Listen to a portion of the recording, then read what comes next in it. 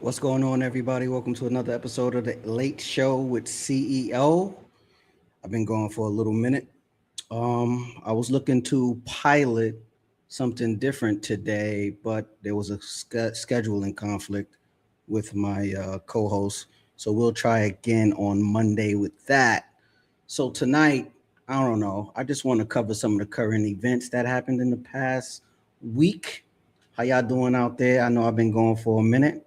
As usual, buy me a Red Bull, keeps me going. Hold on, let me get a drink of water. Oh shit. Damn, Damn this shit's spilling on me and all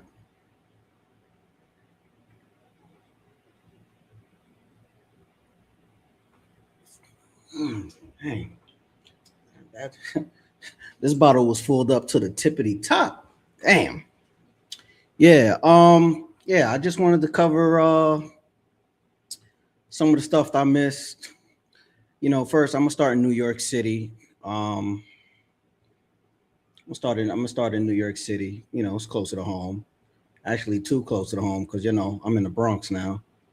Wanted to cover this story. A woman was shot and killed in the Bronx. I think it was shot and killed in the Bronx. I wanted to cover that, so let me get this ready for y'all. Make sure I still got it.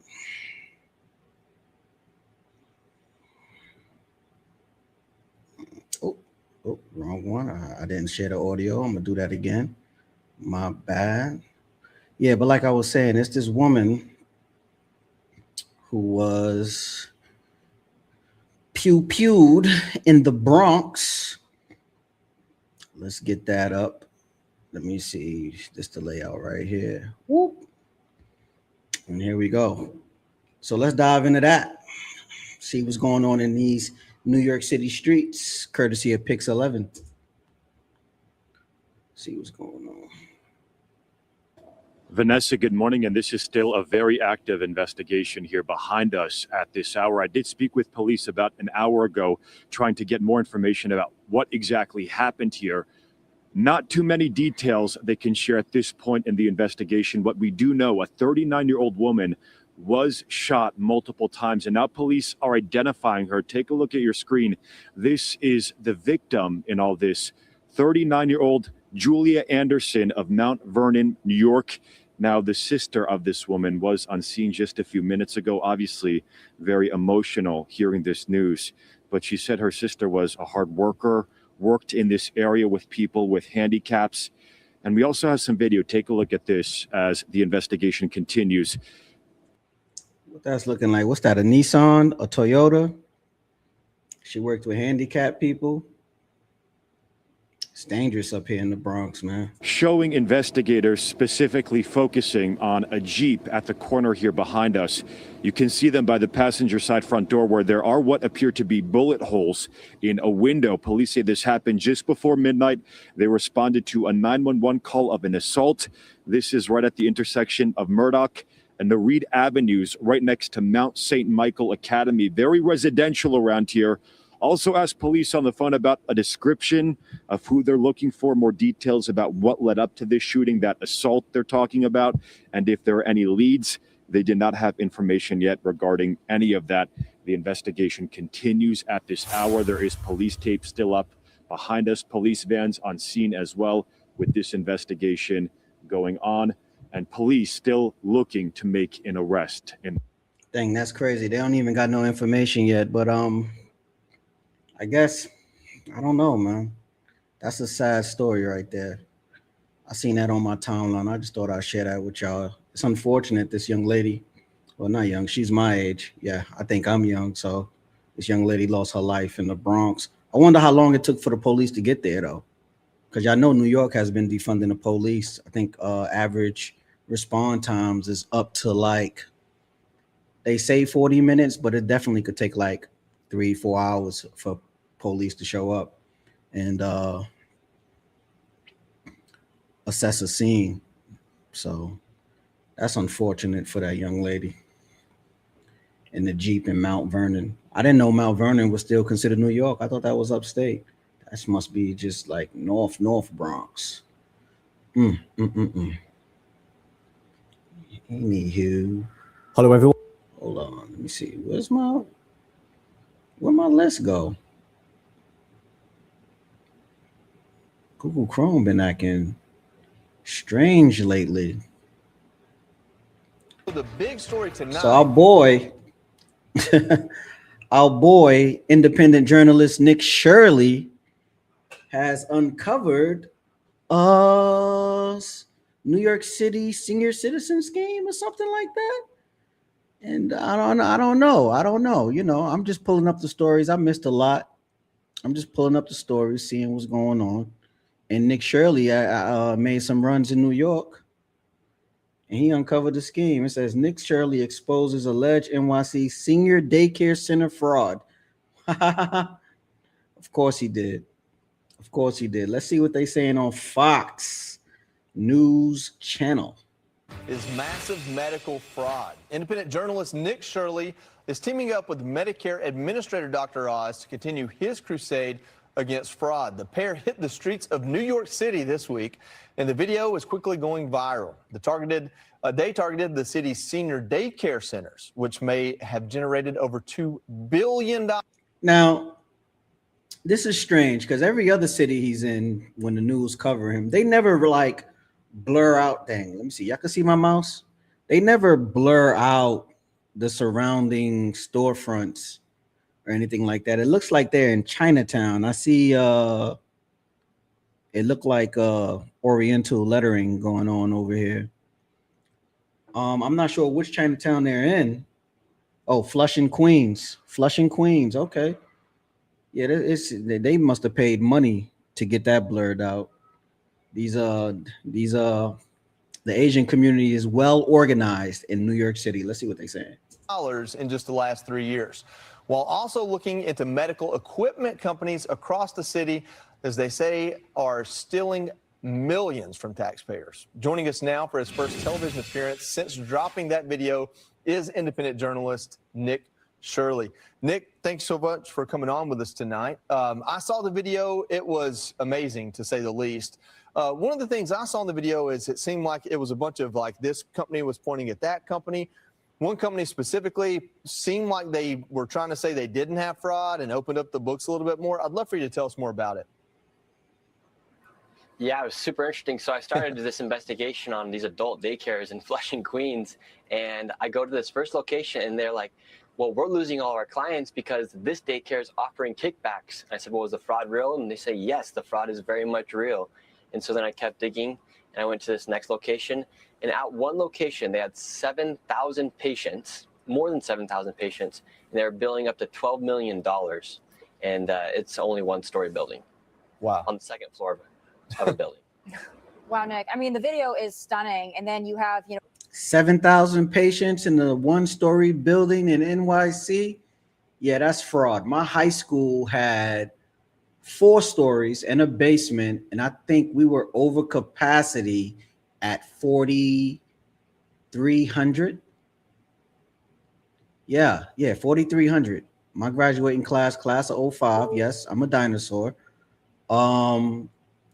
Yeah, our school had 4,300 students, and it was 4 stories, and it took up a square block. So, a great co-pilot there in Dr. Oz. That gives you a little bit more firepower there. Tell our audience how that came to be that you and Dr. Oz kind of teamed up to not only expose this on camera, but also just to dig into some of these companies, some of these organizations a little bit deeper. Well, it's kind of a funny story. So I went to Minnesota when they did the big break, and he's like, well, where are you going next? I said, well, I'm going to New York. I got a bunch of information there. And he's like, oh, well, let me know when you go. And so I let him know, and he came in, and it was awesome because Dr. Oz was able to go and kind of explain exactly how this program works and how people have actually been taking money and doing kickbacks. And it's really. I'm not going to front. I used to be a big fan of Dr. Oz daytime TV show. It was actually one of my favorite shows in the daytime. I'm actually glad to see that he was able to work his way up to actually work for the U.S. government in whatever position that he holds. So that's pretty cool to see. It's concerning to know that your tax dollars are going towards elderly Koreans and Chinese to play ping pong and do Tai Chi. Yeah. Well, Nick, you are really the testament of how one person can make significant change. I really credit you for effectively ending the political career of Tim Walz. So on behalf of everyone who doesn't necessarily appreciate and She just credited him for ending the career of Tim Walz. Wow. Political assassination. illegal sexual offender who had been raping a 10-year-old girl being pardoned. Thank you. I want to go back to Minnesota just very briefly. Wait, what did she say? We saw change. I really credit you for really Been taking money and doing kickbacks, and it's it really is concerning to know that your tax dollars are going towards elderly Koreans and Chinese to play ping pong and do Tai Chi. Yeah. Well, Nick, you are really the testament of how one person can make significant change. I really credit you for effectively ending the political career of Tim Walz. So on behalf of everyone who doesn't necessarily appreciate an illegal sexual offender who had been raping a 10-year-old girl being pardoned, thank you. I want to go back. Whoa. Tim Walz did what? Oh, yeah, we definitely pulling up that story next. We pulling up Tim Walz story next after this. Back to Minnesota just very briefly. We saw just this past week where one of the Minnesota daycare owners pleaded guilty to wire fraud and conspiracy to defraud the United States. How does it feel to see action being taken, and what more do you want to see in terms of consequences being done here? Well, it's great. And what's amazing about that is that lady who pleaded guilty, she was the daycare owner who received the most amount of money from our tax dollars. So if it was the biggest daycare, what does that mean about all the other daycares, about all the other Leering centers across the Minnesota? There's been over 30 that have shut down since that video got published. Yeah, it's amazing. Nick, are you surprised is probably the wrong word, but as far as you have CBS, NBC, ABC, CNN, MS Now, all these major news organizations with hundreds, if not thousands of resources as far as reporters, investigative reporters. And here you are, a guy with a cell phone, basically, a citizen journalist that has done what you have done in Minnesota, now obviously New York, other states, and even in California, there is legislation to prevent you from doing investigative journalism. It truly is remarkable. So that's crazy. California got a Nick Shirley bill that criminalized investigative journalism, especially when you're looking into fraud. That's everything wrong with the political system that we have here in America, right? And the president been saying that it's a lot of fraud going on in this country, and they tried to like demonize him for saying that. They try to make it seem like he's delusional, but then on the backside, when a person like Nick Shirley can do his independent investigations and come up with millions, hundreds of millions of dollars, find hundreds of millions of dollars in fraud, especially taxpayer fraud into these daycares and these medical services that they offer and all that, hospice and all that. Now they writing legislation to stop people from doing their own investigations, right? I think that's a attack on the First Amendment. But I thought the president was going after everyone's First Amendment. But it seems like California is definitely trying to stop people from doing their own investigations. Shit is strange. I guess what I'm trying to say here is that way back when I was in high school, that's when I first got into broadcasting, WCPTV, community access. I was 16 years old. Here you are in your early 20s, making a difference that no news organization has made in some time. What made you want to get into this? What was the inspiration? Well, I just started seeing what's happening in our country, from the border to the fentanyl crisis to the election, and then I eventually got caught wind of the fraud. And so I've been seeing what's been happening in the country, and I was wondering, like, why aren't people reporting on this? It's not even right or left. It's what's wrong and what's right. And obviously what's happening was wrong. Our money was being defrauded by Somali Leering centers. And then you have these other adult daycares that are taking our money. People were getting trafficked at the border, and yet nobody wanted to cover that. And so I was just trying to report on what I saw, and it was never right or left. It was just like, this is what's actually happening, and people obviously like it because I'm not trying to paint any narrative when I go out and do these videos. Nick, I want to just return to this latest piece of reporting that you did alongside Dr. Oz and dig into it just a little bit more. You mentioned the kickbacks. So can you explain to our audience, what you mean by that and the process that you uncovered here? Because, when we hear kickbacks, that can mean a lot of things, but take us into what you think is going on here and what you actually discovered in this particular incident with these adult daycares. Yeah, so these adult daycares, they're just basically these YMCAs essentially for these old people to go in and play ping pong, do Tai Chi. He said old people. And play dominoes. And because there's so many of them, what they do is they've created a referral program pretty much. So you bring in your friend, we'll give you a kickback on that. You come to the daycare that day so we can bill Medicaid, well, we'll give you a percentage of that money from Medicaid. And so they are able to give out these kickbacks. So they created a Medicaid pyramid scheme with old people. So this is what they did. They created an old people lounge, free to the person attending, but they would bill their Medicaid and then give kickbacks for a referral. Yeah, that's that got that pyramid scheme structure for sure. To the elderly for attending these daycares, and then more and more people get wind of it and they tell their friends, and then there's just a big old referral program and people getting kickbacks from Medicaid. Yeah, Nick, I wanted to ask about that too. I'm glad Tommy did, but this is my last question to you. We talk about fraud, meaning you say you're doing one thing but you're actually doing another. The other side of this is kind of just really bad policy, because you posed the question in the video even, is this really what we should be spending our taxpayer dollars on through the medical supplementation of Medicaid for a daycare for someone who may not need supervision or may not have an illness other than old age? Yeah, I mean, I went to a lot of them and none of those people look like they actually need daycare. I mean, they're walking out. I mean, one lady had a YSL bag on her, which is like a $5,000 bag, and it's East St. Laurent bag. Walking out of there, she was balling. She was killing it on the ping pong table. She was taking their money. That is crazy. It's very interesting that our tax dollars go towards this, and then the numbers are just crazy. Like 7,000 patients on the second floor of a building. It would be impossible to have 7,000 people there. Or even have 7,000 patients throughout the year. It'd be physically impossible. Mm-hmm. And so where's the oversight, and why isn't anyone ever looking into this? Like, everyone knows it's happening. Mm-hmm. Nick, I'm sure you're going to keep an eye on it. I can't wait for the next opportunity to have you on. And thanks for coming on and explaining this specific endeavor. And I'm sure we'll hear more about it. Thank you very much.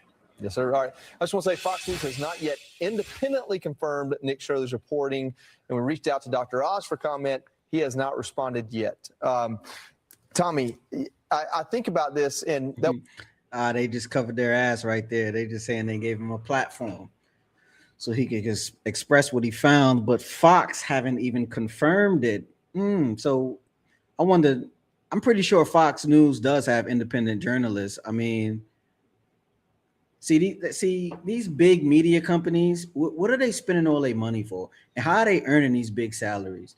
I mean, when I was a kid, the news used to give you the news. The news used to give you what is happening in the streets, out in the world, right? Like, what is stopping Fox from sending out a journalist or doing a sting operation? I remember, what was it? I think it was Channel 7, ABC Channel 7 Eyewitness News. They would send out the people with the hidden cameras and sign up for these, whatever it was, maybe do a job or try to like enter a program or something to get actual footage of the fraud going on and audio. I guess they stopped doing that now. I don't know. That was my first question was, he goes after fraud, and with these kickbacks, meaning like, hey, the government gives this daycare $3,000 to sit with you, and they're going to give you $1,000 of it back just for coming there because they're not spending any money, so it's all profit for them, is kind of what he's alluding to. That's a good deal. 33% for just showing up. A band a month just for showing up to sign up. Yeah.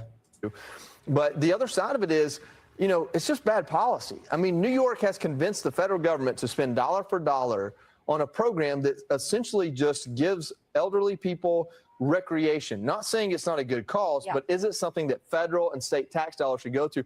Yeah, I feel this personally. My mom does this for a living. She gets paid to go and be with elderly people, one at a time until they pass away, and then the next one. Is he telling on himself? Is he telling on his mama? Watch out, brother. They need somebody to remind them to take their medication and stuff like that. There's no federal program for her to do it. The kids end up paying for it out of their pocket. Yeah, and that's the thing. I'm not saying there's anything wrong with seniors doing Tai Chi. I'm glad they're doing it. It looks like a lot of fun. Maybe we'll all do it. She is camera ready. Look at that hair. She is camera ready. Check her out. I know Joe's going to sign up, but well, that's true. The point being is this the best use of our funds, especially when we're told time and time again we have limited. Joe Tight, she just called him old. I mean, Joe shot his shot earlier. Look at Joe's face. Joe was and Joe was like, this bitch. This bitch just called me old. Look at Joe.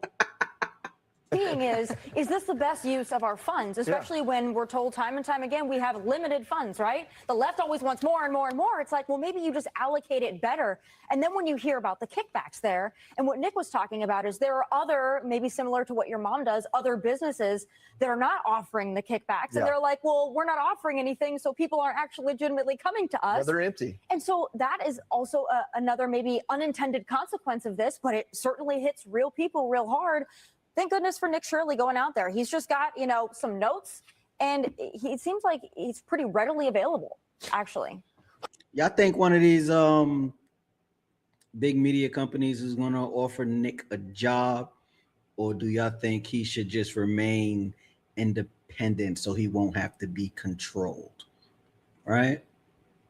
Like, if Nick Shirley has been able to make national news and uncover hundreds of millions of dollars in tax fraud, why haven't one of these big companies offered him in the top tier independent journalist salary?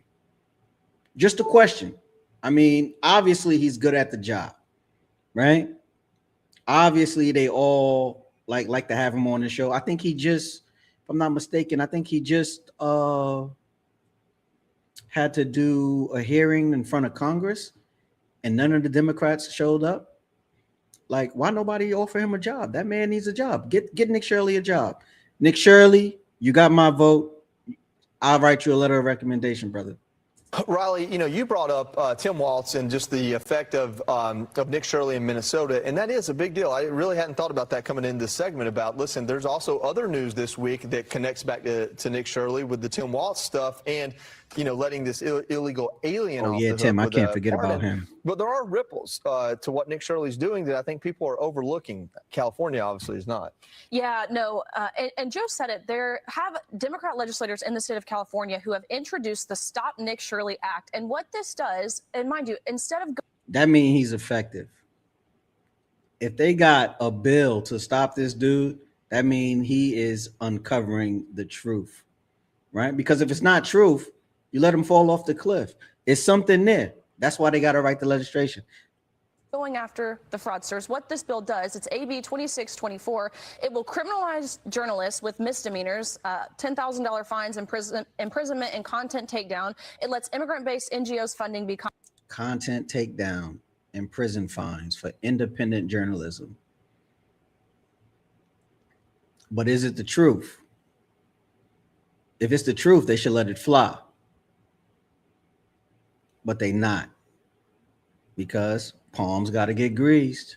Confidential. It takes away freedom of the press from journalists, and it protects any immigration support service information from being public. That means healthcare, legal services, etc. So it shows you where it stops immigration report services from being what she said. Let me.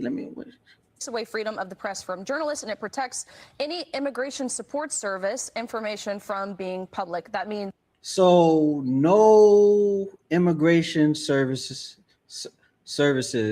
could be public. I'm saying that wrong. I'm saying that wrong. So they basically want to hide the immigrants, what the state is doing for immigrants, and they're turning it into a criminal act. That seems suspicious. That's very suspicious. Why is this such a secret? Right? Because somebody had to actually write that into the bill, because she's reading off some notes that she got. So that must really be in the bill, man. You don't find that suspicious? Healthcare, legal services, etc. So it shows you where the priorities of the other side are. They don't want to get to the bottom of the fraud. They want to arrest or find the people who are uncovering it. So when I said to Nick Shirley, look, I really do accredit him with effectively ending the political career of Tim Walz. I don't say that lightly. I think Tim Walz would still happily be campaigning. What's scary is that guy almost became president, man. Not president. That guy almost became vice president. And while I got him fresh on my mind, let me look for that video. Let me look for that Tim Walz video. She said he pardoned a sex offender. Let me see. Tim Walz. Oh, whoa. What are you doing? Okay, there we go. Tim Walz. Pardon. Let's see what Tim. Let's see what. Okay, what we got here? We got a bunch of YouTubers. What videos he watching? It's guess what? It's Fox News reporting on it. It's Fox News again. Let's see what's going on. Oh man, hold on. Let's see, Fox News again. Let's see what's up. Yeah, this the Tim Walz pardoning the sex offender. Let's see what's going on with that. Welcome back to this special edition of Hannity. Today we got excellent news from Secretary of State Marco Rubio. He just revoked the legal status of and deported an illegal immigrant from Laos who sexually abused a young girl. Take a look. Laotian national Tu Li Vang was convicted of repeatedly sexually abusing a 10-year-old girl in the state of Minnesota. He even tried to pay his victim for her silence, and he called his heinous crimes a minor thing. Didn't they prosecute the president on some hush money stuff? He tried to pay her bread. Just days before this foreign sex offender was scheduled to be deported, Tim Walz, the governor, issued him a pardon, setting him free to once again endanger the children of America. Well, this week I revoked his legal status in the United States, and as a result, federal agents took him into custody, and as of today, he has been removed from the United States. Because of our action, this foreign criminal will never pose a threat to any American ever again.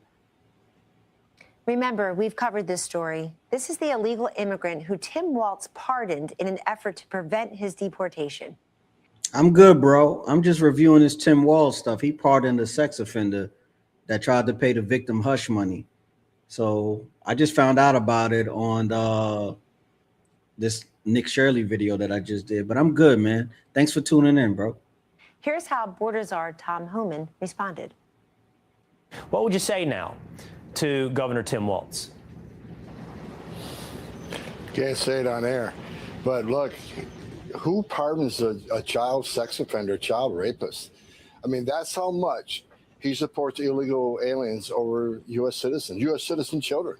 I'm glad Marco Rubio did it, but you know, this happens more times you can guess, Will. President Trump and his team take border security seriously. Under Trump, there has been a sharp spike in the number of people on terror watch lists arrested at the southern border. And ICE is now arresting 2,000 illegals a day for deportation. Here now with reaction are the founder of Endeavor PAC, Tiffany Smiley, and Fox News contributor, Devoy Murdoch. Devoy, I think Tom Homan is absolutely right. There are many more stories that never come to light, and this is happening. What in the world was the Biden administration thinking from a policy perspective, a national security perspective, and a political perspective of letting in upwards of 11 million illegals and then turning around in the case of Tim Walz, almost our vice president, and deporting illegals, and then political perspective. Hold on. I didn't want to talk about the border and all that, but she's getting into Tim Walz almost becoming the vice president. He almost became the vice president, guys. He was what, 3 million votes off? That's pretty close. Of letting in upwards of 11 million illegals and then turning around in the case of Tim Walz, almost our vice president, and deporting a man who was sexually assaulting a 10-year-old girl. What is the defense? What is even the rationale here? I don't know what the rationale is other than to get as many of these folks in as possible. Hope at some point they get amnesty and that they start voting Democrat. That's the only logical reason to let these people under Joe Biden come into this country by the millions and remain here. And this wasn't just a one-shot deal. Yeah, that's exactly what it is. I didn't quite want to get into the election and all that. I want to find Tim Walz's speech. Let me see. Tim Walz's pardon speech. Yeah. Let me see what's coming up with that.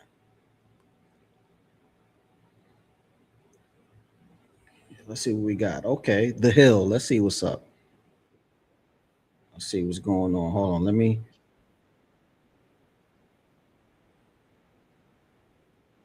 Okay, hold on. Yeah, here we go. I wanted to get that. Get that right. Here we go.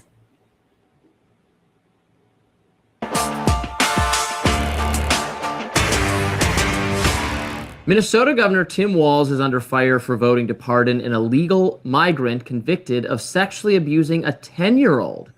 The three-person panel granted 40. A 10-year-old? A 10-year-old? 10. 2-year-old Tulu Vang the reprieve on June 10th, and he was set to be deported. The Trump administration officials blasted this decision, saying in a statement, quote, Governor Tim Walz's decision to pardon an illegal alien convicted child rapist so he can remain in our country is disgusting. These are the criminal illegal aliens seen as Minnesota sanctuary policies politicians are protecting. One of the members of the pardon board is Attorney General Keith Ellison, whose office told the New York Times in a statement, quote, the Minnesota Board of Pardons made a unanimous decision to grant Tao Vang this pardon after an exhaustive process, which included a statement of support for the pardon from the victim, a recommendation to grant the pardon from the Clemency Review Commission. A statement in support from the victim. That did I just hear that right? For the pardon from the victim. The Board of Pardons made a unanimous decision to grant Tao Vang this pardon after an exhaustive process, which included a statement of support for the pardon from the victim, a recommendation to grant the pardon from the Clemency Review Commission, and a large number of community support letters. Governor Walz pointed the Times to the victim's letter supporting the pardon as part of the reason for his decision. Vang says he was born in a Thailand refugee camp in 1983, and the U.S. admitted him as a refugee in 1994. Then becoming a permanent resident. So the details here are pretty disgusting. This was sexual abuse of a 10-year-old. Yeah. And it was ongoing, repeated. He was 18 at the time, but it's a 10-year-old. Right. In 2000, so he actually didn't go to prison for this. So what? He made a plea deal. And so I guess he's had like sex offender registry status or something for the last 20 years because this happened in 2000. This was 2005. 2005, 2006.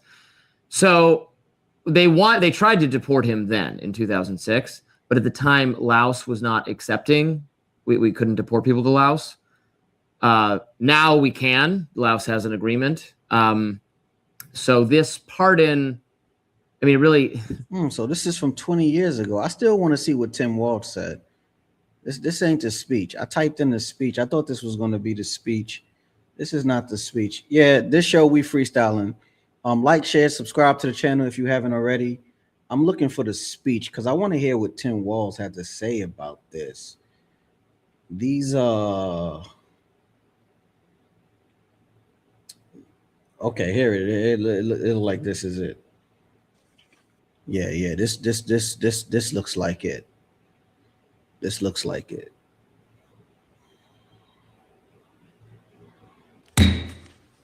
I now bring this special meeting of the Minnesota Board of Pardons to order. Pursuant to Minnesota Statute 13 Delta.04, required notice has been provided.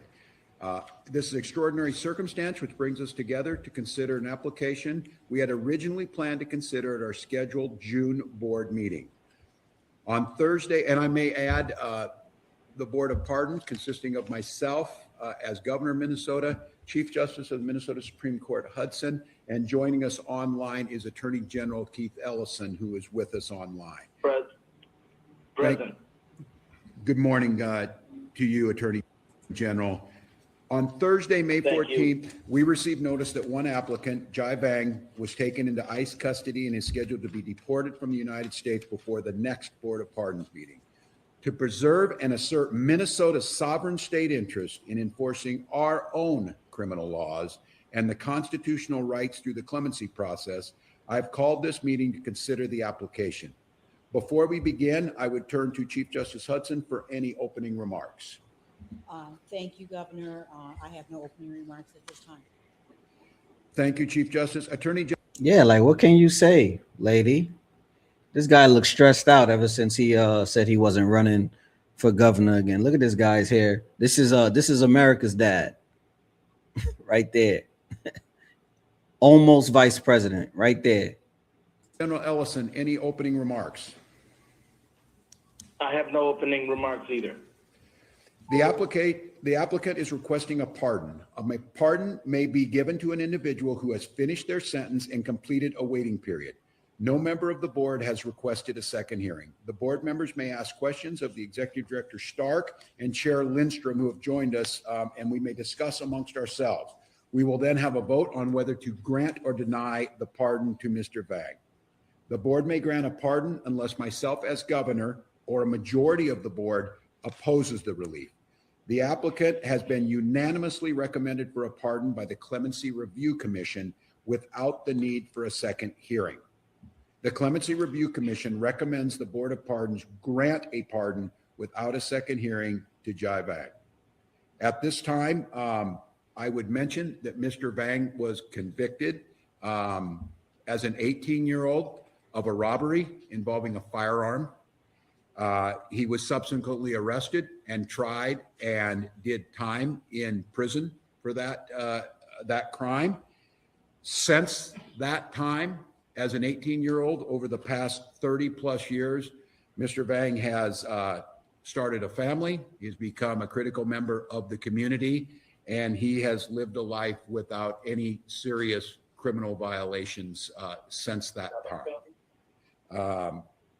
I would now ask if there are any questions or comments from the Chief Justice. The only comment I would make, I would echo the governor's statements as I looked through the file here.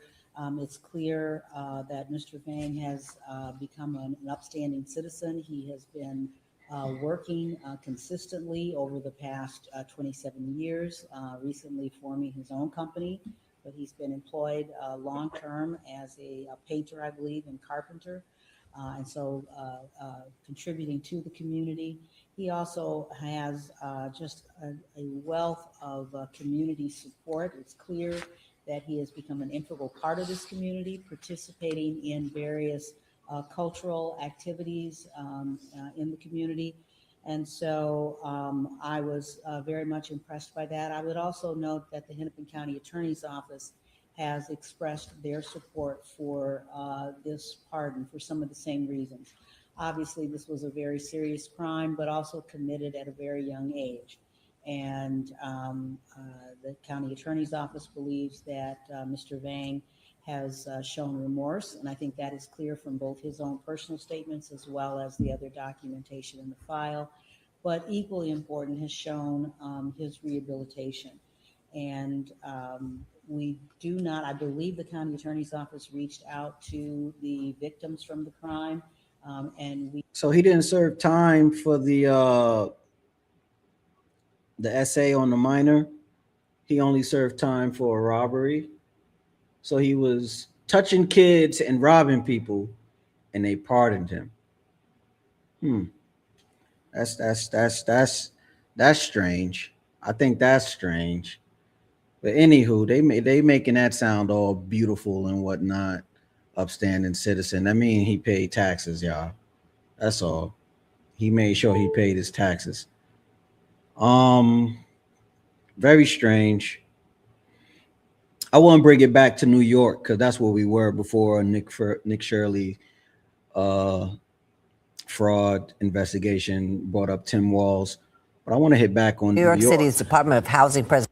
I want to hit back on New York. They say rent prices hit record high in Manhattan and Brooklyn. Tell you that rent too damn high. Let's see what they saying, man. Rent is high as fuck in New York. Let's see what they talking about over here. New York City's Department of Housing Preservation and Development is planning what they're calling an exciting announcement about a new affordable housing project in the East Village. This comes as a new report confirms something many of us have felt. Housing prices just hit another record high in the city. Pixel's Derek Waller's here now to break down the alarming new numbers, and they are alarming. Yes, stunning new numbers, really, that we just got this weekend, and they are alarming. And I can tell you that the June median rent in Manhattan surged to numbers we've never seen before, and that is pushing up prices in the outer boroughs as well. I mean, it's pretty expensive. It's definitely a premium to live in New York, but it is a very nice city. But nice comes at a cost. Alma Ragazzi just moved to Rego Park, Queens from Tampa, Florida for med school. It's probably about $1,000 more a month. Back in Tampa, it was around $1,300. Here, it's around $2,300. And that price for a one-bedroom is quite cheap compared to what the same unit's renting for in Manhattan. A report from the real estate firm Corcoran showing median rent prices surging more than 8% year to year to just shy of $52.95 for Manhattan. $52.95. So that you got to be making upwards of 15 grand, 16 grand a month to afford that house, because New York still wants 3 times the rent. In Brooklyn, damn, you got to be making 25,000 a month. These guys must be day traders. You got to be a day trader to afford to live in New York. God damn. $300 a month. Brooklyn also hitting a record at $4,350. Other recent data showing higher prices in parts of the Bronx and Queens too. Average rent prices in Rego Park up 12% year to year for a one-bedroom, according to real estate firm M&S. And the landlords are not running social welfare programs. It's not like I'm, let's love the landlord, but I mean, they provide a service. They're doing it for a profit. This is a crisis. New York City Comptroller Mark Levine telling me it's as simple as supply and demand. Rents are going up everywhere for one simple reason. We don't have enough housing. You know, isn't it just so expensive to build a new project in New York City? Is that part of the issue as well? Because you see these new buildings go up and they've got to charge $6,000 for a one bedroom. More than that, man. We are seeing the average cost of housing easy $750,000 per unit, and sometimes more than $1 million per unit. He's calling on city lawmakers to streamline regulations and make sure office to residential conversions continue. It would be a terrible mistake if, because of this horrible construction accident, which is serious, which does need to be investigated, but if we let that one construction accident stop this very successful plan to convert vacant office space to housing, it would be a terrible mistake. And that report from Corcoran also revealing the vacancy rate in Manhattan continues to get tighter. Katie, just 1.49% of all apartments in the borough are actually available to rent. Damn. I don't know many people that's making $300,000 a year in New York City, because that's what it seems like you got to make to afford an apartment. $5,000 a month for a 1-bedroom is A ridiculous. growing number of homeless and Yeah, $5,000 a month to live in New York City is way too much money. $5,000 a month, that puts you at 15. That puts you at 15,000 a month to rent it. You got to be making that, or have a co-signer that's making that, and then times that by 12. Yeah, that's upwards of a quarter mil to like 300,000, bro, a year. 200 to 300,000 a year. That's crazy. That's crazy that it's a gap of like $100,000. It's not even a lot of people making $100,000. But this story is about the growing number of encampments around the city because homeless is up, which makes sense with the numbers I just said. 300,000 to let's call it 200,000. Not many people in New York City is making 200,000 a year just to afford a 1-bedroom. So this story is about the rise of encampment camps in New York City. New York City is basically turning into California, LA specifically. New York City is basically turning into LA. Homeless people are making their little homeless tent towns on the sidewalks. So let's see what's going on. a growing number of homeless encampments on Manhattan's West Side between the Intrepid Museum and the Javits Center. Dave Carlin spoke with neighbors who... The Javits Center is a nice area. That's over there in Chelsea. That's a nice, yeah, those apartments over there, that's where the $6,000 apartments is at. The Jacob Javits Center, that's where the car show be. They'd be having like conventions there. I think Comic-Con be in that area too. Like that's a very expensive part of the city, man. And what Javits Center, what's that got? Intrepid Museum, that's over there on the west side. say the city isn't doing enough.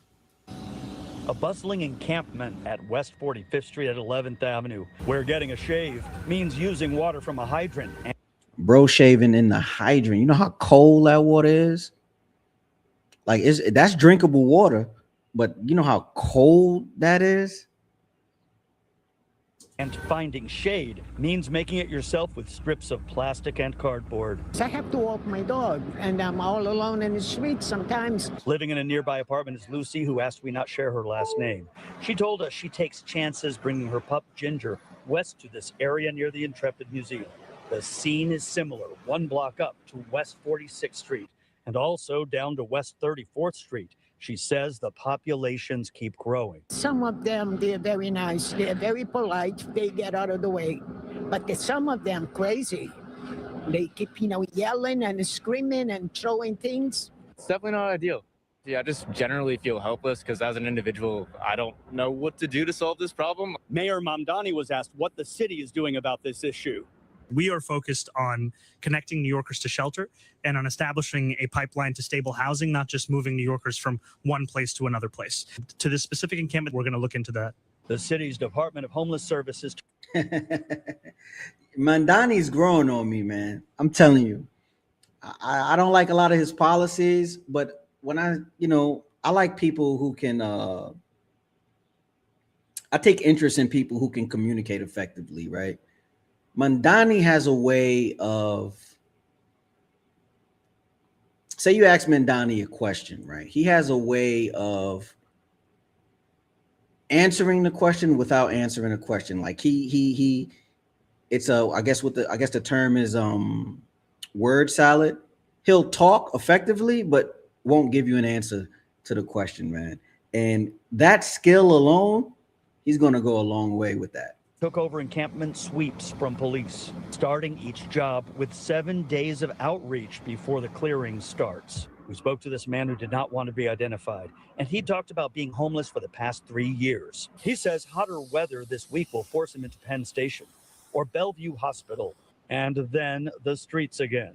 He says no matter what the mayor says, long-term solutions for him do not feel forthcoming. On the west side, Dave Carlin, CBS. Yeah, I mean, it's $5 grand. It's $5 grand a month. It's $5 grand a month to rent a damn apartment. Where you gonna go? What job are you gonna be what job are you gonna be getting that's paying Breaking news right now that's on paying Eyewitness you News at 15 5. grand, 15 grand a month, man? What's this story right here? What's this I got queued up? What's this? Local emergency declared in Boyle Heights warehouse. Fire flares up. God damn, look how big this place is. Hold on. Let me get this up for y'all. So a warehouse caught fire and it's been burning for a while. And the residents are pissed. Look at this. Right now on Eyewitness News at 5, that massive warehouse fire in Boyle Heights is still burning today. A new conflagration happening right now, which you can see live from Air 7. Thank you for joining us. You're watching Eyewitness News at 5 live on ABC 7, Disney Plus, and wherever you stream. I'm Jory Rand. I'm Liz Nagy. LA Mayor Karen Bass is declaring a state of emergency. LA has been having bad luck with fires, man. Karen Bass on the job, that means it's not handled. Damn, look at the size of this place. Look at that. See, in Boyle Heights, where that massive cold storage warehouse continues to burn now for a fourth straight day. 4 days? It's been burning for 4 days? Thick black plume of smoke now joining that white plume that we've been seeing for much of the day. The corner of that building is once again on fire. Active flames, black smoke. This is not what firefighters wanted to see here, as they've been dumping water on this rooftop steadily for the last 4 days, including today, several rounds of 3,000-gallon drops from a Chinook helicopter that we have seen cycling through the area. This fire first broke out Wednesday on the roof of that 500,000 square foot buildings, which is covered in solar panels, half of which are now gone. Eyewitness News reporter Abigail Velez is live in City Terrace at one of the smoke relief centers open for those impacted by the fire, where a press conference was held earlier today. Abigail. Yeah, Jory, we just heard from those city and county officials and say this is no longer a firefight. This is a cleanup operation. They say inside of the building is 85 million pounds of food. That includes meat, fish, poultry, beef. This is all beginning. It's a meat warehouse and it's been burning for 4 days. You ever burnt a bacon? Right? Imagine a whole block of bacon and beef burning. Look at them houses right next door. Ugh, that must stink. Flies. Yeah, flies, because them, ugh. To rot. And because this fire is still ongoing, the inside temperature of that building has reached 45 degrees. To make things incredibly more challenging, fire crews still can't safely enter the building. Now, to help battle the fire, LA County has brought in large helicopters capable of dropping tens of thousands. I think that helicopter should have hit that corner right there with the actual flames. He should have hit that corner. But I guess he's putting water by the houses so it won't spread. I don't know. I don't know how to fight fires. I just know water put it out. Of gallons of water and fire suppressing gel at a time, much more than traditional fire helicopters. Officials say once the fire is out, the next challenge will be removing the tons of spoiled food and hauling it to the landfills. Meanwhile, Mayor Karen Bass has declared a local emergency and says that she's working with the governor's office to seek additional state assistance. Meanwhile, the investigation into what caused the fire is still ongoing.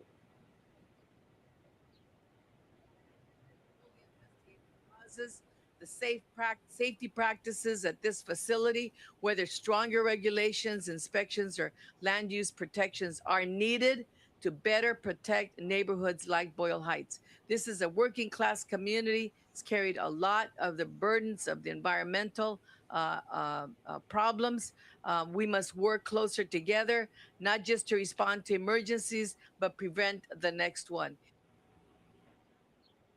Now, shelters for people who are seeking relief from this smoke, like this one at City Terrace Park, remains open. There's other resources that people can have available at their fingertips if they reach out to the county and the city if they're impacted by this heavy smoke. We also know that the county and the city are... Damn, look at that. Look at that.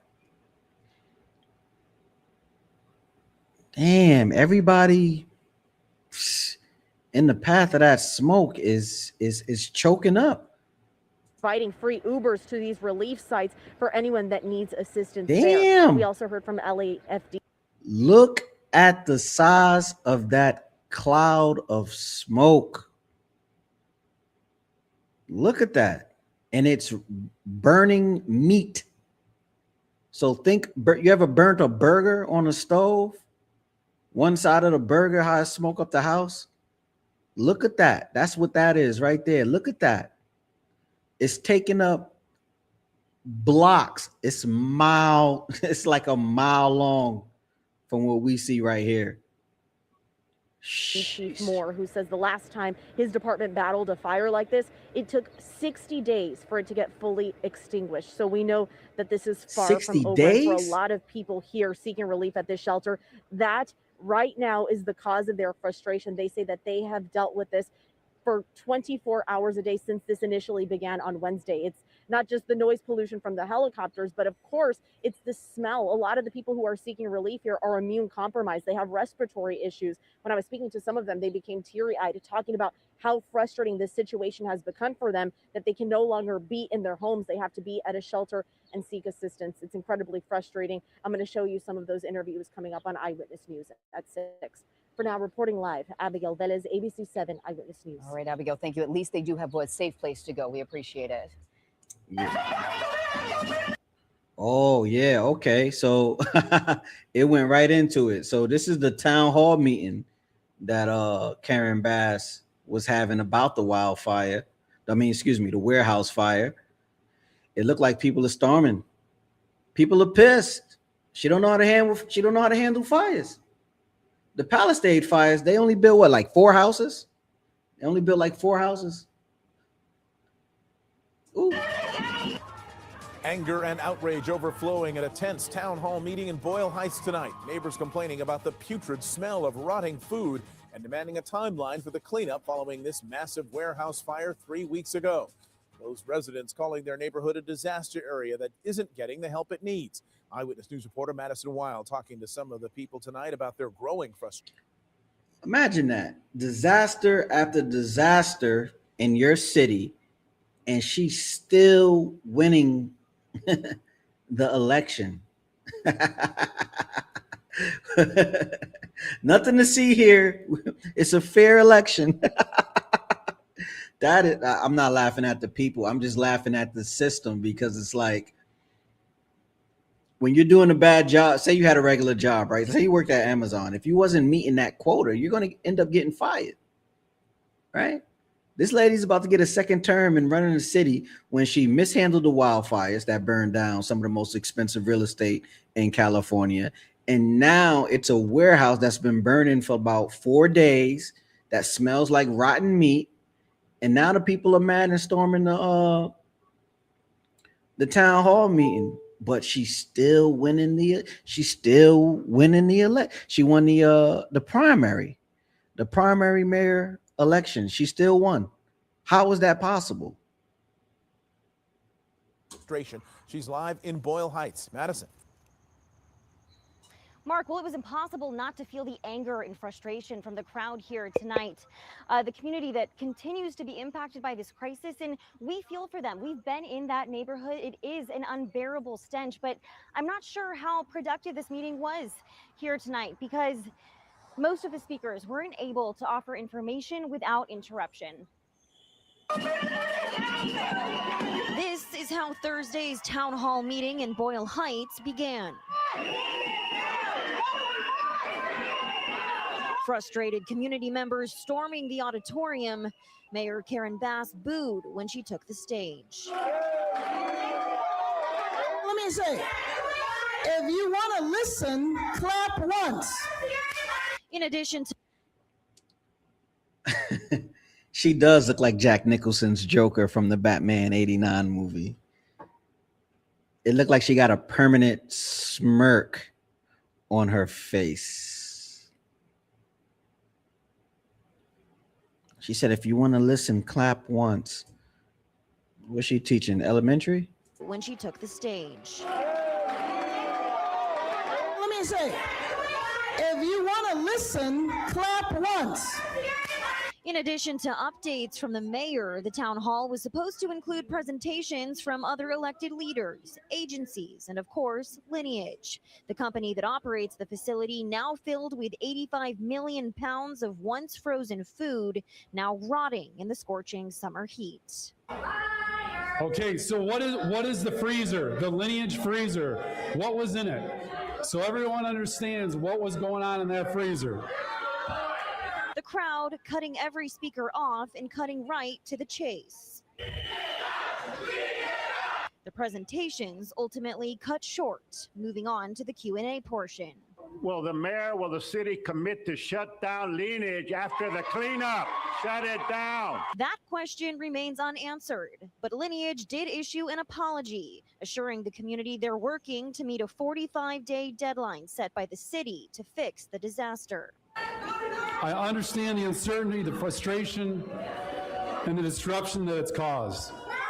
And I am sorry for the disruption that this has caused. I'm here tonight because I know there's information you want answered, and so I'm working on answering those questions directly. As far as progress, Bro reading from a script. It's LA, it's Hollywood. I don't know. Lineage says 1.4 million pounds of waste have been removed so far. And in addition to $2.5 million in disaster relief, the company will also be providing 1.5 million of waste has been removed so far. I worked in sanitation before, and every night I picked up 22 to 26 tons by hand. So I know that if the large fire truck, which would, I think it's the 22 yard. No, not the 22 yard. Not fire truck, the big garbage truck. I know that could hold 26 tons. That should be running all like 24 hours. Overtime should be being clocked. I don't know. That's a lot of weight. For 4 days, that's a lot of weight.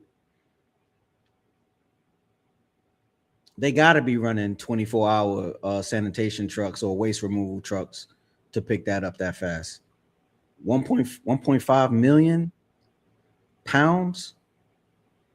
Shit. housing vouchers, air purifiers, masks, grocery vouchers, cash assistance, and utility support. The mayor's office adding they're expanding mobile health clinics in the area to help anyone feeling sick. But at the end of the night, still a disconnect between. Wait, yeah, let me do the math on that. If my truck did like to the max over capacity, I did 26 tons, 26 times 2,000. That's 52,000. Okay. Now 1.5 million. Oh, not 15 million. 1.5 million divided by 52,000. That was 28 trucks. 28 trucks. 28 garbage trucks.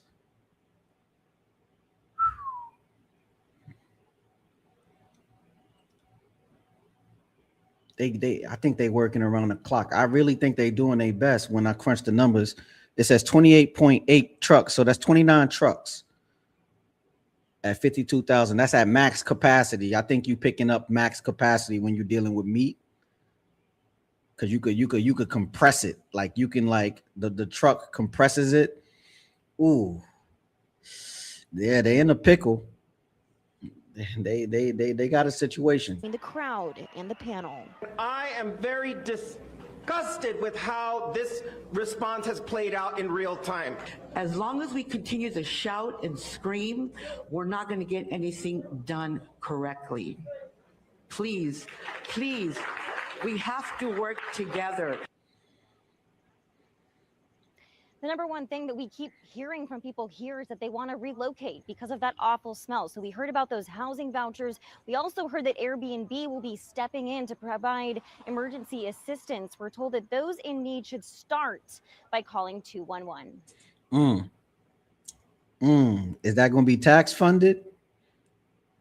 Anytime there's a disaster, some industry willing to make some money. That's unfortunate. I think for them to already remove 1.5 million pounds, that's 28 trucks, 4 days. They probably running 16 hours a day.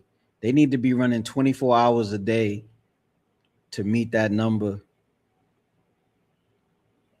and speed it up. They got 45 days. They got 45 days. Yeah, but I'm gonna move into we start with President. I'm gonna move into Trump and his latest speech about the SAVE Act to protect the integrity of America's elections, because America is one of the only countries that don't require voter ID and or proof of citizenship to participate in elections. So let's see what Trump said about that. This is News Nation. Let's see what they're saying. Trump claiming Americans cannot trust their own country's elections. In his primetime address, the president accusing China of engineering his defeat in 2020. He also claims a deep state cover-up included the intelligence community under his own watch.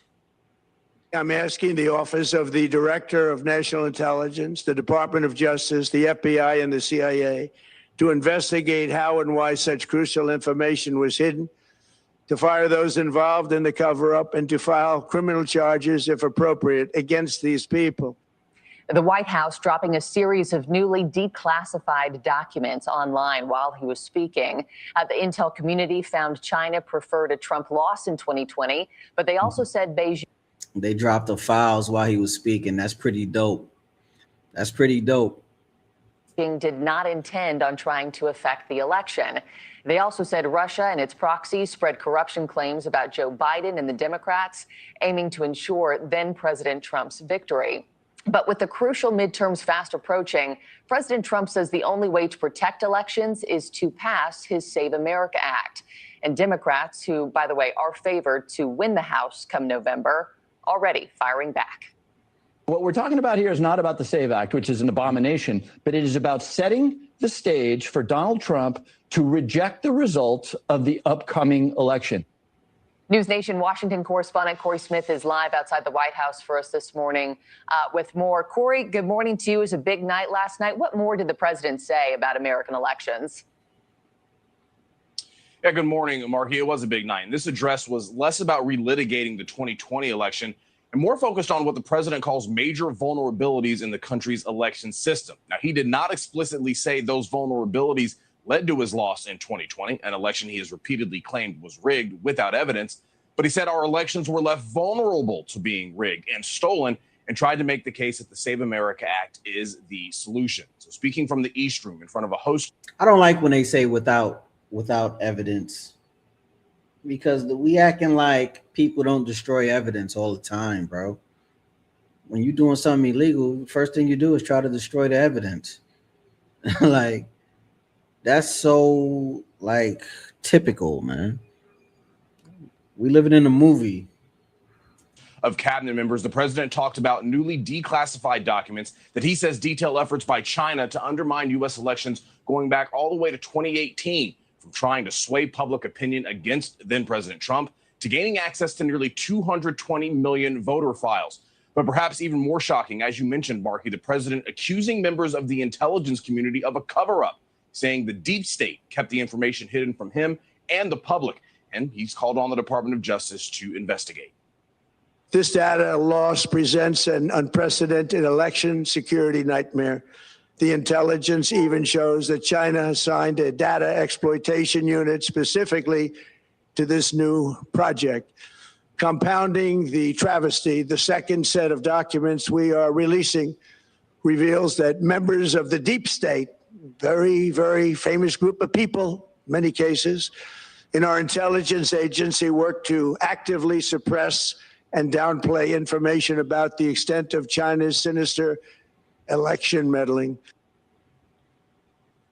We heard the vulnerabilities mentioned last night. The president touched on voting machines and voter data, saying they are both open to cyber attacks from foreign adversaries. Mr. Trump also discussed voter registration fraud, pointing to a case in Michigan that he believes law enforcement should re-examine.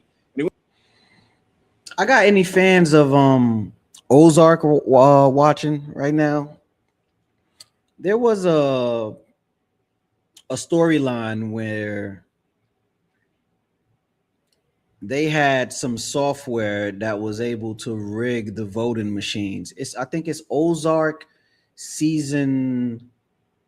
It was the Ozark when they was trying to open the casino, right? And somebody had to win that was back in the casino, and they said it was somebody had software to rig the election and take over the voting machines.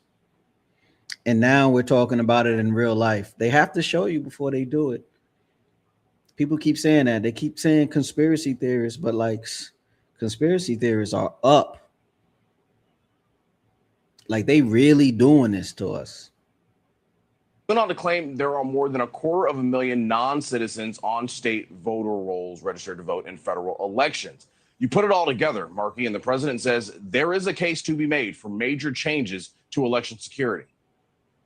These disclosures reveal an election system so broken and so vulnerable that no one can possibly defend it. It is not defensible.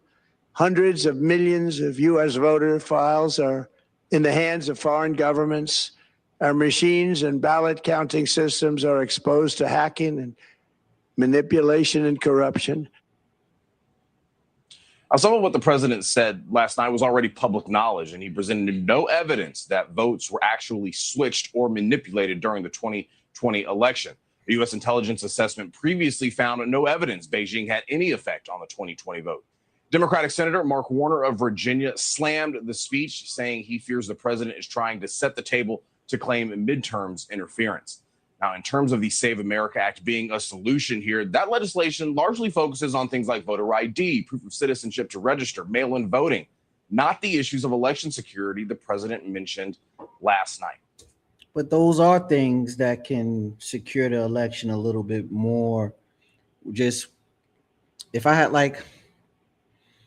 you need ID to buy cigarettes, you need ID to rent a car, you need ID, birth certificate to get new ID just in case you use it. I mean, you should need ID to register to vote, right? Not a gym membership card like in LA.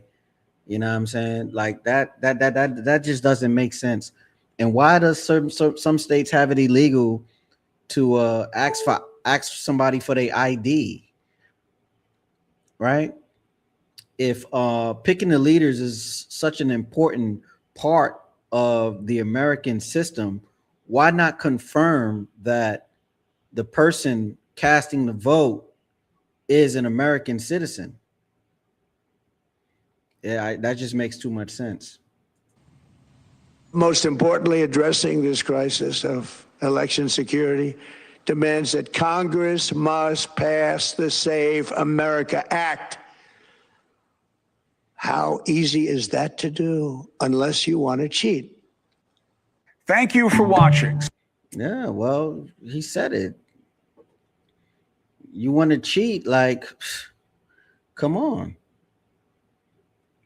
Come on. Oh, damn, it just closed my joint. Damn. Here's Catherine Harris is here with us. Here's another News Nation joint in regards to the Save America Act. Catherine Herridge is here with us. So first, just your reaction to the president's announcement tonight. Well, I think it's a very significant announcement, not only what he said, but the fact that they are releasing these documents so that we can really fact check the claims we heard this evening. I've been digging into the documents already, and I found this November 2020 email. And it specifically states, it's a conversation among intelligence officials. It specifically states that they have, quote, deliberately massaged one of our pending PDBs, that's the president's daily brief, to avoid any direct links to the election. And that is consistent with my reporting. Why would they do that? Why would you deliberately keep information out of the president's daily briefing in regards to the election? Like, what was the purpose of that if he's the president?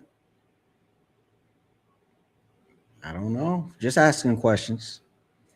I understand the whistleblower complaint alleged, and I think we're now seeing it in the emails, that there was an intentional effort to suppress intelligence about China's influence operations. And this was, Katie, like a massive effort, what they call a multi-domain operation. That means trade, it means diplomacy, it means open source information, it means social media. So all the levers of power China had to influence the U.S. elections. In your reporting, you've said that a senior intelligence official emphasized to you that in 2020, China was not held to the same standard as Russia and other adversaries, including North Korea, Iran, and proxies like Hezbollah, and that the Chinese influence operations were consistently downplayed while Russia's were routinely amplified. You also talked about this whistleblower who was reportedly retaliated against for trying to bring this information to light. So in the summer of 2020, as we're heading into the election, in the intelligence community, there were indicators of this Chinese influence operation. Influence operations means that you're trying to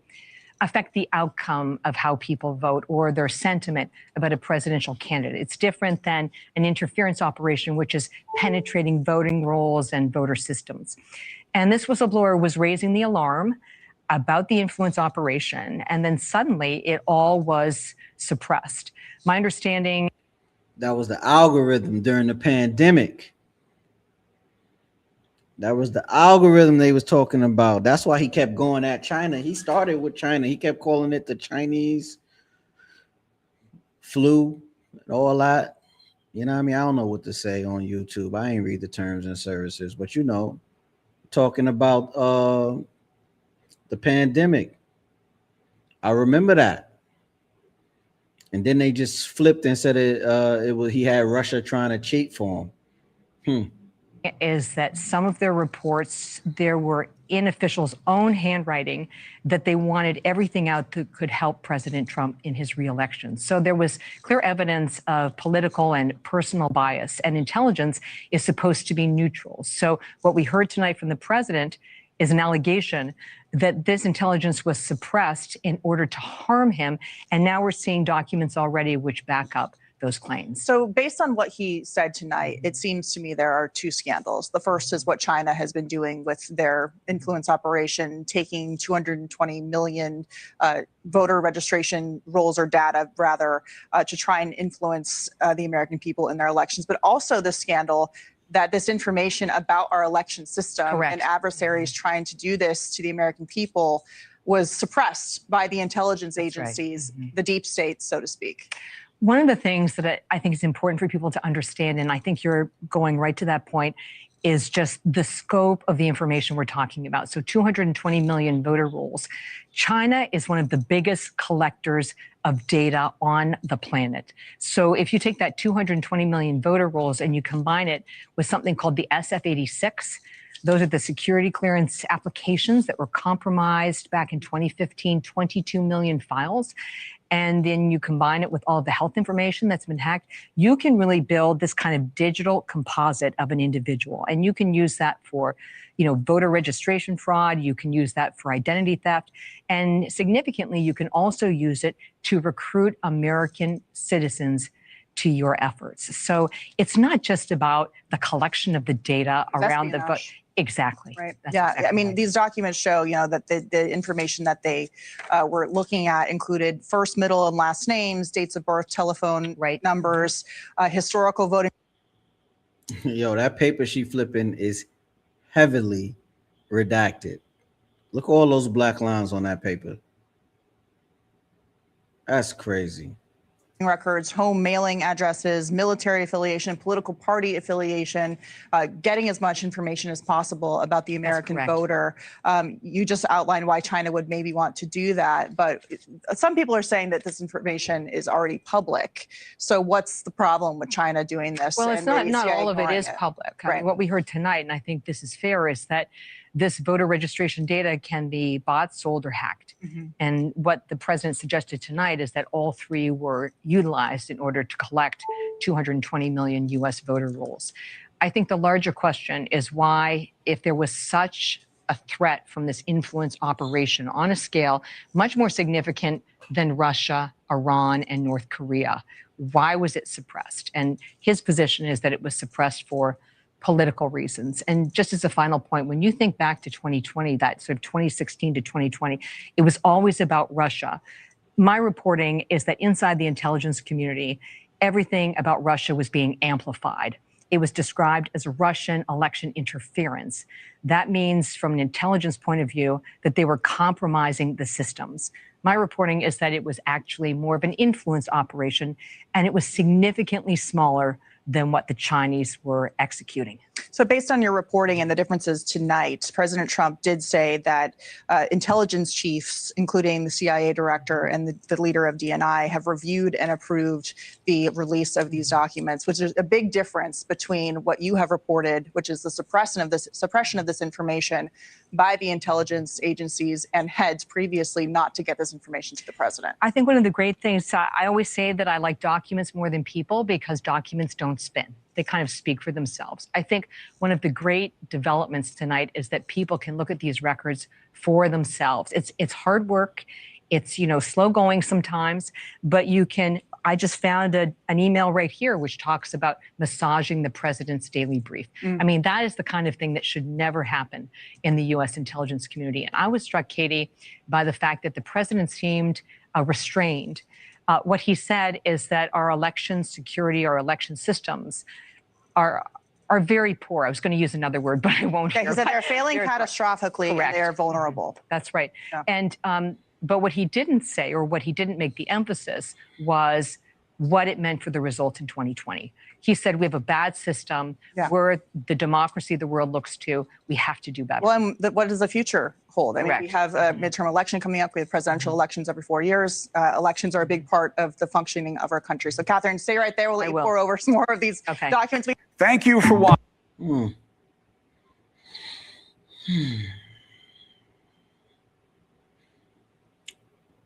Why is China influencing American elections? Can somebody answer that? Why is China influencing American elections? It's very weird. And I can't even say we don't interfere with I can't act like we don't interfere with other people's countries and the regime changes and all that. But when we're talking about hacking voting machines and influencing, like stealing American citizens' data and influencing them with these algorithms and all that, it's more, it seems like our political system is heavily based on social programming of people, right? It's like you're either far left or far right, right? You just can't like call it down the middle. A lot of people like to claim they're independent, but like you end up going either far left or far right. I think America needs more parties in the system. I think that Green Party needs to grow. And I think we need to really vet these people who we think are leaders, who we think should be leading the country. How you doing? Red? How you doing? This is This is crazy.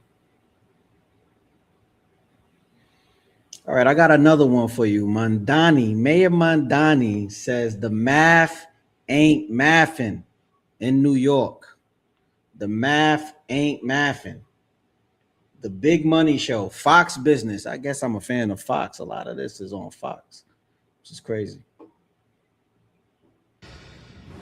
A sprawling homeless encampment has taken over roughly a dozen blocks of New York City's Manhattan's West Side. New York City Mayor Zozo Mandani says that the city is on it.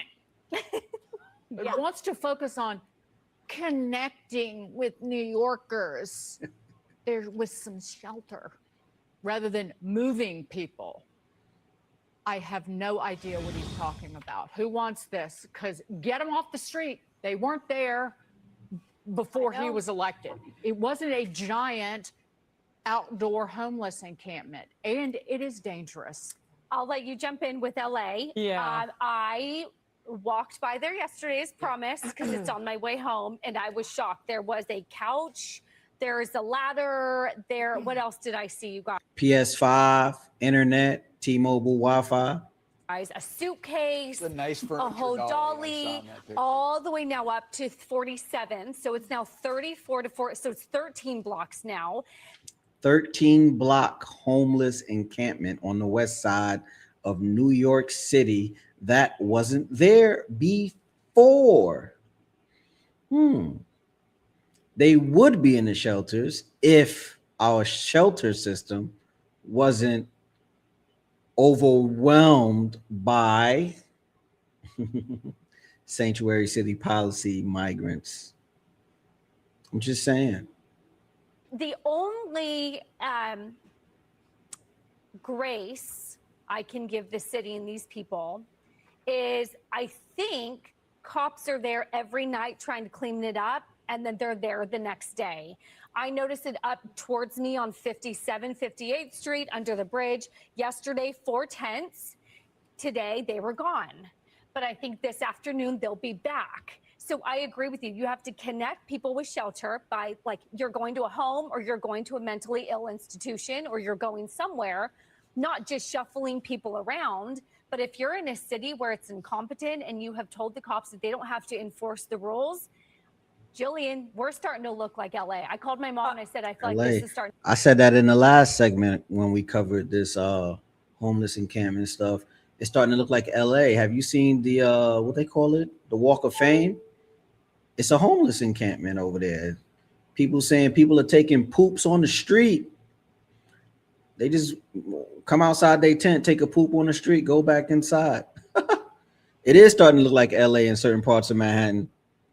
To look like Skid Row. I was just about to say, this one I can handle. The AI one I got to pass off, but here's what's happening. The reason he wants to connect them with shelters is because when you put housing first, all of these NGOs grab up the city's tax dollars. That's where the $24 billion just went to in California, poof, and the problem got worse. And Newsom has vetoed a bill to let people audit what happened to that money.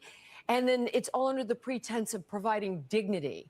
But there is nothing dignified about what is happening in those encampments. Women are being trafficked. There are fentanyl. There's literally people overdosing from fentanyl. And even more disturbing and less known is that dogs are being kidnapped from people. And homeless people are testing their drugs on the dogs. I'm not exaggerating. It's just, oh my gosh, it's just. They doing animal. They testing the drugs on the dogs.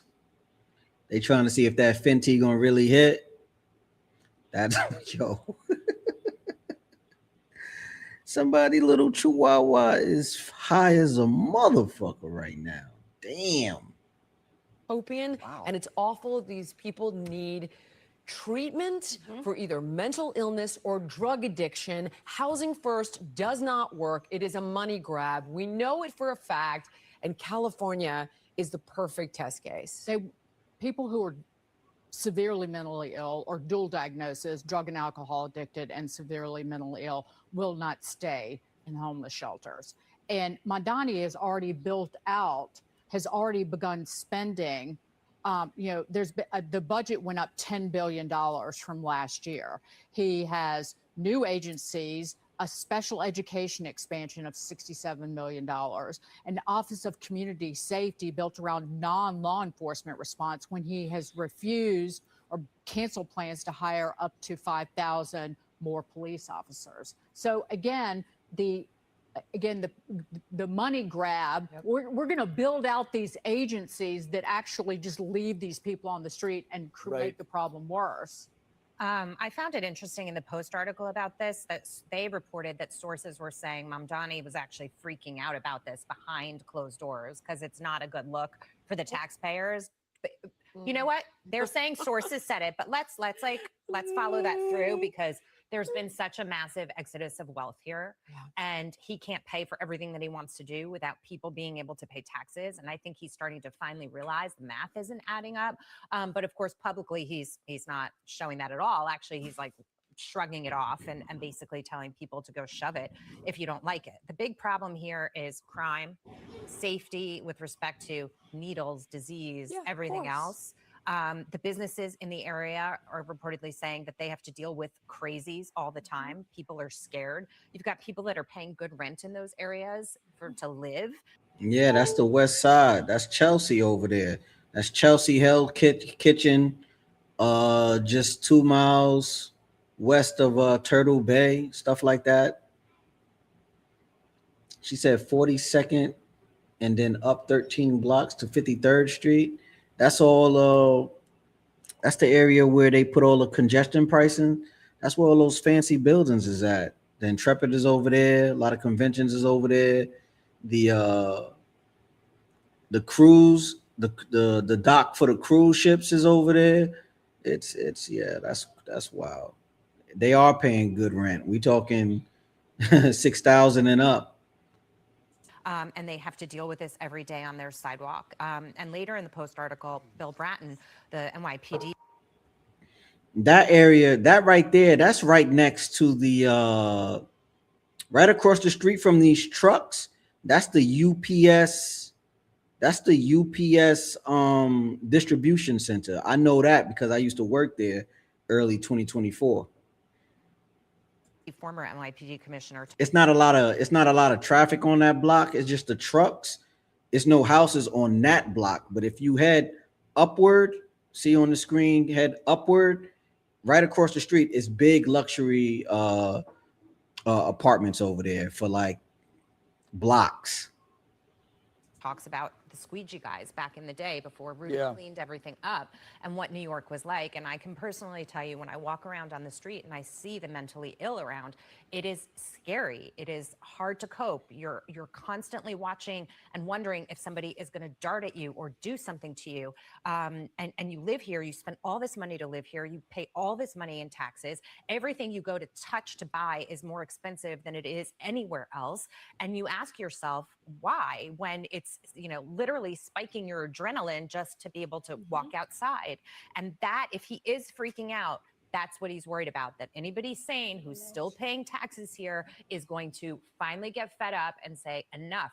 You want the city? You want to turn it into a socialist, communist experiment? Here, it's yours. Take it. I'm out of here. You know what? You know who else might turn on him because they can't stomach this is the rich, elite, liberal white kids who voted for him in this city. Like they like Mamdani Instagram style. They like all the pizzazz and all that. But yeah, because he's an effective communicator and he represents something outside of the norm that we're used to growing up with. So yeah, all the rich kids, when they start stepping in shit, when they're going to get their mancha on the way to the gym, yeah, they're gonna be like, yo, bump this, go back to Florida. But when they walk by a dumpster full of bags of needles, sex toys, cigarette butts, and empty food containers, and that's spilling over into their life here, then I think they even start to ask questions. I think he's freaking out about those people. He could be. Because they're on paper socialists, but I don't think they do with socialism. Exactly. They haven't seen it in their reality. And he's afraid they're going to get the message when they see all this junk. No chance. You don't think that they're okay with it? We've done this. They are okay These- with it these- because they're these- because I they're think so. empathetic. I agree. And they're good people. These I'm are the telling East you, Village I have brunch seen people. it. They're not- I have lived it, and he's not freaked out at all. I And he's agree. going to give all that money to the NGO. She goes to Tracy Martin to get her facials, for sure. That funded his campaign. And they're two, they believe telling you. on the deep left, correct me if I'm wrong, why he's not worried about the white liberal who now has to see it in their own backyard. Nah. These people have a right to live wherever they want. Yeah. They don't need to go to a home. Nope. They have a bodily autonomy. If they want to poop and sit on the street in this 12th Avenue, Brian, they have every right to do that. this. My body, my choice. Nithya And Raman's that's what going to they believe. become the mayor of Los Angeles. She is the Mamdani equivalent. Spencer Pratt, night.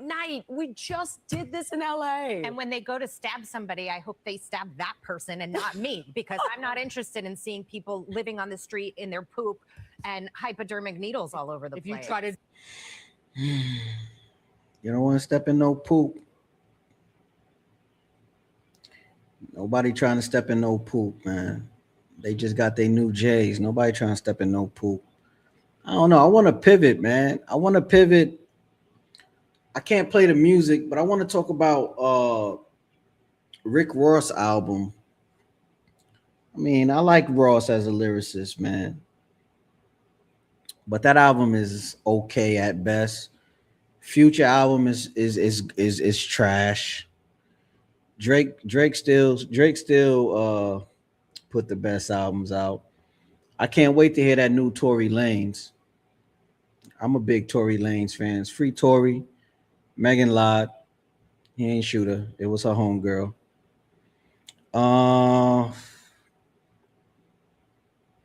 What's this? What? More taxes are coming. This may just be the beginning for New York. That's Fox again. Let me see if I can find something else. I don't want to do Fox.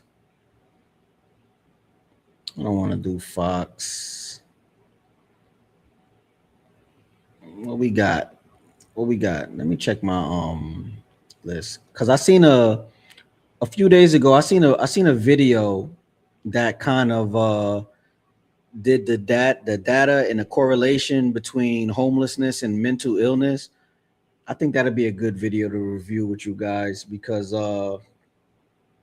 she actually has the data. It's just that the video was from a year ago. When did this drop? Let me see. When did this drop? So check this out. When did this drop?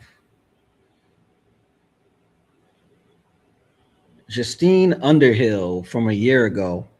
This is a good video. She's going to run you by the data and how housing works and why there's a shortage of housing. I think this is a good video for people to watch if you want to understand why building more housing may be difficult and how building more housing most likely won't solve the problem because everyone is priced out. So y'all tune into this. This is one of the most important charts of our generation. This trend has become the rocket fuel for disruption, displacement, and unrest. The cost of housing, to buy or to rent. The orange line is the housing cost, and the green line is the income from 1984.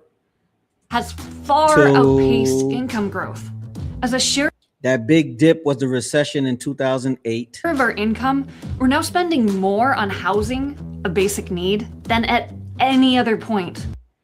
Yeah, so from 1984 to present day, look at that gap in that chart. Let me full screen this so you could get a better view of this. I'm gonna full screen this real quick. Look at this chart. Income and the cost of housing has separated by massive percentage. Where we at? This is about, income is at about under 20%. Housing is at 94, 95%. That's crazy. That's why you can't afford no housing. That's why so many homeless people. Since World War II. In response to this crisis, some cities are actually trying to build more housing, but then we end up here. You're thinking that just increasing the supply of housing in this high demand area will bring prices down? If you build more housing, you're going to bring more people in and it's going to get more expensive. We could end up with all this density, all this market rate housing, and really no more affordability. So residents block new housing. And I get it. It seems like every time we try to build more housing, it ends up looking like this. $1 million condos and upscale townhomes with luxury finishes. It's in a trendy, hipstery, yuppie neighborhood with handcrafted dog treats and blue matcha lattes. Gotta have that matcha. It's not affordable. And it just kind of feels bad. We're trying to make housing affordable, and yet we just keep building expensive things. So what actually happens when we build that expensive housing? And can it do anything for affordability?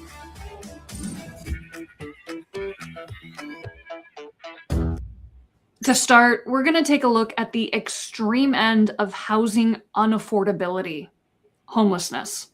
Every year, communities across the country conduct the point-in-time survey on the exact same day, counting the total number of people experiencing homelessness. And when we dive into the data, we notice some really I'll be right back, y'all. interesting trends, like the fact that San Francisco has almost 5 times the rate of homelessness as other cities like Chicago. So why is that? Well, when we cross-reference these statistics with other data sets, we can actually get a clue as to what fundamental factors drive homelessness. Before we get into all of the data, I'll pose this question to you, dear viewer. What causes high rates of homelessness in a city like San Francisco? Or rather, what do people most often think causes high rates of homelessness in a city like San Francisco? If you want to guess, pause the video right now.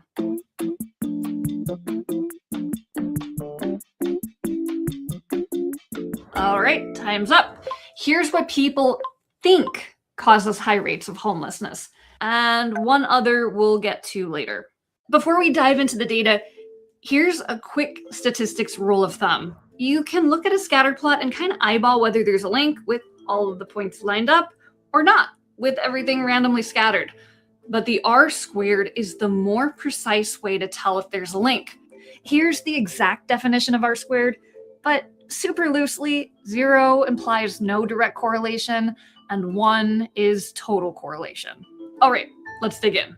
First up, drug use. For each of these charts, we have the homeless rate on the y-axis, and for this chart, we have substance abuse rates on the x-axis. Each dot is a city or a state in a particular year, and with an R-squared of 0.06, the data shows virtually no link. And then there are places like West Virginia, which has the highest overdose death rate, the fewest people receiving treatment. But despite that, it has some of the lowest rates of homelessness. And to that point, when you look at homeless populations with substance abuse issues, only 1/3 had substance abuse problems before they became homeless, and 2/3 developed these problems after they became homeless. If anything, Yeah, they be trying to deal with the stress. Then they get a bad batch and then go batshit crazy. homelessness seems to cause substance abuse, not the other way around.